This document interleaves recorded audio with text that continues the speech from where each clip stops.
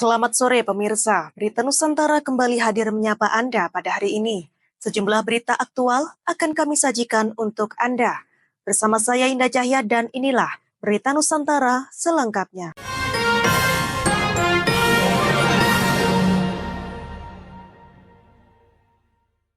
Pemirsa, Menko Infrastruktur dan Pembangunan Kewilayahan Agus Harimurti Yudhoyono atau AHY mendorong sinergi antara BUMN dan pihak swasta dalam membangun proyek infrastruktur prioritas nasional. Fokus utama yaitu kereta cepat dan jalan tol Trans Sumatera yang dinilai penting untuk mempercepat konektivitas dan pertumbuhan ekonomi di wilayah Sumatera. Pertemuan strategis ini digelar sebagai tindak lanjut dari Konferensi Infrastruktur Internasional atau ISI 2025 yang berlangsung pekan lalu. AHY menegaskan bahwa proyek kereta cepat dan tol Trans Sumatera bukan sekadar pembangunan fisik, tetapi juga pengungkit pertumbuhan ekonomi baru dan peningkatan daya saing nasional. Pembangunan ini tidak hanya menyangkut konektivitas antar provinsi, namun berdampak besar pada pertumbuhan ekonomi.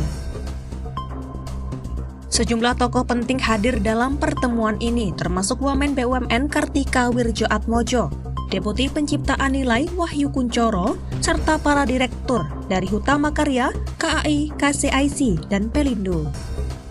AHY menyebut keterbatasan anggaran negara mendorong perlunya kolaborasi kuat antara pemerintah, BUMN, dan swasta. Ia menegaskan bahwa BUMN tetap menjadi ujung tombak, namun sektor swasta harus diberi ruang yang adil dan terlibat. Selain itu, AHY juga menekankan pentingnya integrasi transportasi multimoda dan efisiensi anggaran demi keberlanjutan proyek dan manfaat jangka panjang bagi masyarakat. Demikian laporan, Java TV melaporkan. Berita selanjutnya, pemirsa, sebanyak 7,3 juta peserta penerima bantuan iuran jaminan kesehatan nasional atau PBI-JKN resmi dinonaktifkan oleh Kementerian Sosial. Kemensos menegaskan langkah ini diambil agar bantuan lebih tepat sasaran dan akan digantikan oleh masyarakat yang benar-benar tidak mampu. Penonaktifan dilakukan terhadap 7.397.277 peserta per Mei 2025. Dari jumlah itu, lebih dari 5 juta peserta tidak tercatat dalam Data Terpadu Sosial Ekonomi Nasional atau DTSEN. Sementara sekitar 2,3 juta lainnya masuk dalam kategori desil 6 hingga 10, yang berarti sudah dianggap sejahtera. Menteri Sosial Saifullah Yusuf menyebut kuota nasional tetap tersedia. Peserta yang dinonaktifkan akan segera digantikan oleh warga yang lolos verifikasi sebagai warga miskin atau penyandang penyakit kronis dan kondisi medis berat lainnya. Pemerintah daerah dapat mengusulkan kembali peserta PBI melalui aplikasi SIKSNG dengan syarat data mereka telah diverifikasi dan nik aktif di Dukcapil. Kemensos menegaskan bahwa langkah ini bukan bentuk pengurangan, melainkan penyempurnaan data penerima bantuan. Tujuannya agar program JKN berbasis bantuan iuran benar-benar menyasar warga rentan yang membutuhkan perlindungan kesehatan dari negara. Demikian laporan, Java TV melaporkan. Masih di Berita Nusantara, pemirsa, mengakhiri kunjungan kerjanya di Jawa Timur, Wakil Presiden Gibran Rakabuming Raka meninjau peternakan ayam petelur modern di Kabupaten Blitar.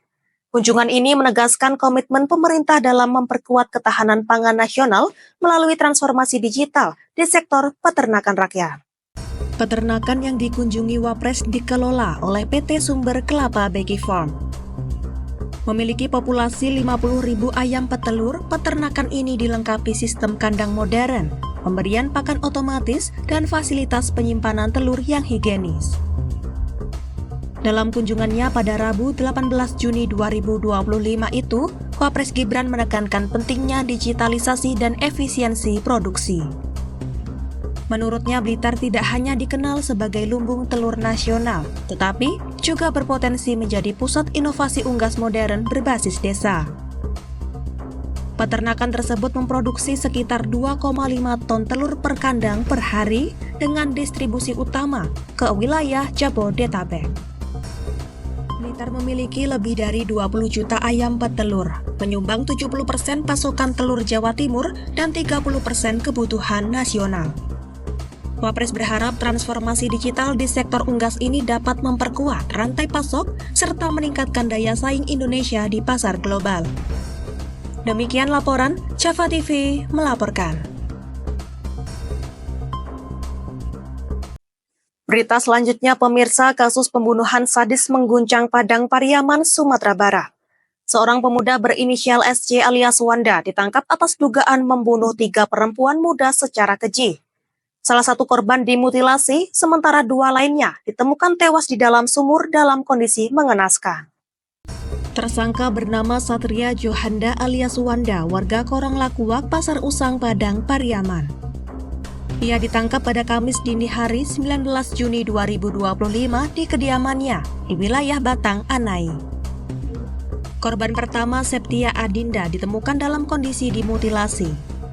2 korban lainnya, Siska Oktavia Rusdi dan Adek Gustiana, jasadnya ditemukan dalam kondisi tinggal tulang belulang di dalam sumur tua.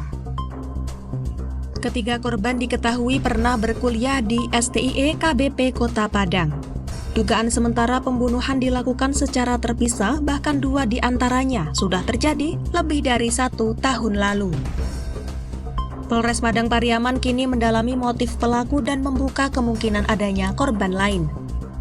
Saya bawa ke situ dulu Pak, itu saya taruh rebahin, saya membuang sendalnya, pulang gitu. Udah meninggal? Udah. Hah? Udah. Udah meninggal setelah itu? Iya Pak.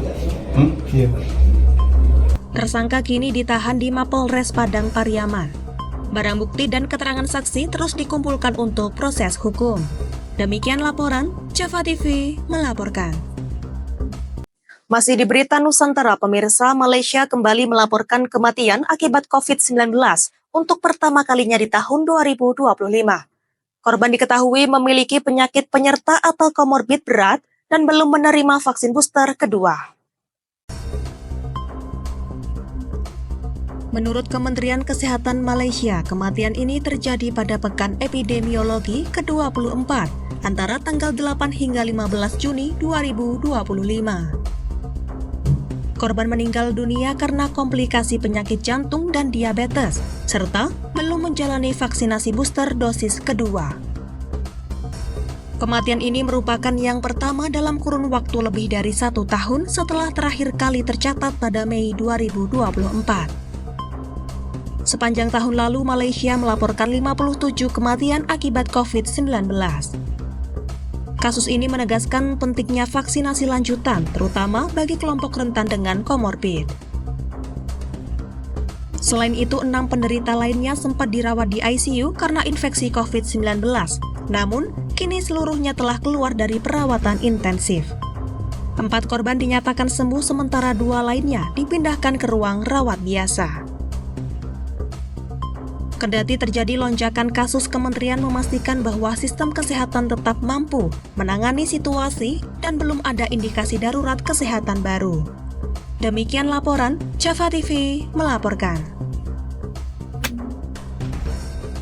Baik pemirsa, informasi tadi sekaligus menjadi penutup perjumpaan kita hari ini. Saya Indah Cahya dan segenap tim redaksi yang bertugas pamit undur diri. Selamat sore, salam berita Nusantara.